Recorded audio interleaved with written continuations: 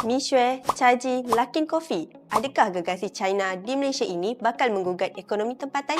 Kalau anda perasan, sejak beberapa tahun kebelakangan ini, jenama dari China semakin banyak muncul di Malaysia. Ramai nampak mereka ini sekadar buka kedai minuman atau kopi. Tapi sebenarnya mereka datang daripada pasaran China yang antara paling kompetitif di dunia. Maksudnya, sebelum masuk Malaysia lagi, produk, sistem operasi dan model bisnes mereka dah diuji dengan ratusan juta pelanggan. Syarikat-syarikat ini juga ada kelebihan yang sukar ditandingi, modal yang besar, data pengguna yang sangat banyak, teknologi yang lebih maju dan strategi pengembangan yang sangat agresif. Sebab itu, kita lihat jenama seperti Mixue boleh membuka ratusan cawangan dalam masa yang singkat. Luckin Coffee pula terkenal dengan model digital dan harga yang jauh lebih murah berbanding banyak pesaing. Akibatnya, ramai pemain tempatan mula berdepan tekanan. Bukan sahaja dalam industri minuman dan kopi, malah syarikat China kini mula memasuki sektor e-dagang, logistik dan bengkel automotif. Namun, pada masa yang sama, pengguna juga mendapat manfaat melalui harga yang lebih murah